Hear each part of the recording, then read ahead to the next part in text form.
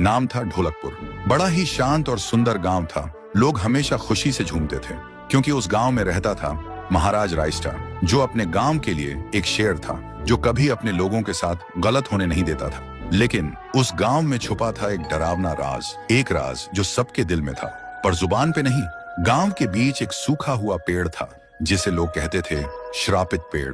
ना कोई उसके पास जाता, ना कोई उससे आंख मिलाता। हर पूर्णिमा के अगले दिन उस पेड़ के नीचे एक लाश मिलती थी। लोग कहते रात में कोई आता है और लाश छोड़ जाता है, लेकिन कभी किसी ने कुछ देखा नहीं और देखता भी कैसे। जो देखता वो अगले दिन पेड़ के नीचे होता था। एक दिन रायस्टार ने ठान लिया, बस अब और नहीं, इस राज का अंत मैं ही करूंगा, क्योंकि ढोलकपुर का नाम मिट्टी में मिल रहा था। फिर एक पूर्णिमा की रात रायस्टार चुपके से जाकर पेड़ के पास बैठ गया। रात के 2 बजे एक आवाज आई, थुम थुम थुम थुम थुम थुम थुम थुम थुम सहूर।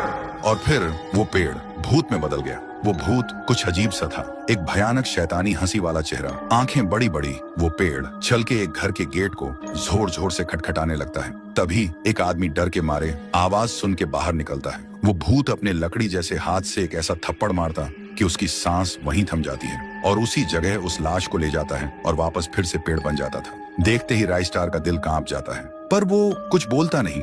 सुबह लोग भीड़ में जमा हुए और रायस्टार ने पहली बार उस पेड़ से बात करने की कोशिश की। पेड़ के अंदर से एक आवाज निकली, क्या तुम सब भूल गए मुझे? रायस्टार बोलता है, तू कौन है?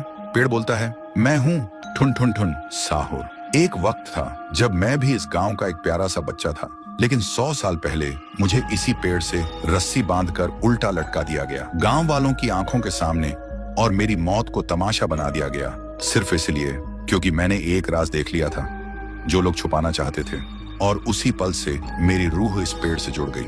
उस दिन से मैं इंसान नहीं, एक सज्जा बन गया और हर पूर्णिमा में एक राजदार को चुनता हूँ और फिर उसे उसकी खामोशी का हिसाब देता हूँ। रायस्टार बोलता है, लेकिन अब तो वो लोग मर चुके हैं ना जो तेरा कसूरवार थे, अब तू मासूम लोगों को क्यों मार रहा है? पेड़ कुछ देर चुप रहता है, फिर बोलता है, ठीक है, बस एक बार मुझे याद करो, एक दिया जला दो, फिर मैं कभी किसी को नहीं मारूंगा। फिर रात में सब लोग आते हैं, एक एक दिया जलाते हैं और तभी पेड़ अपने आप से आग पकड़ लेता है और आखिर में मुक्ति मिलती ठुन ठुन ठुन साहुर को। उस दिन के बाद गांव में कभी कोई लाश नहीं मिली। हर पूर्णिमा में लोग एक दिया जलाकर उसकी यादों को जिंदा रखते हैं, क्योंकि अगर भूल गए तो सपने में एक आवाज सुनाई देती थी, थुम थुम थुम थुम थुम थुम थुम थुम थुम सहूर।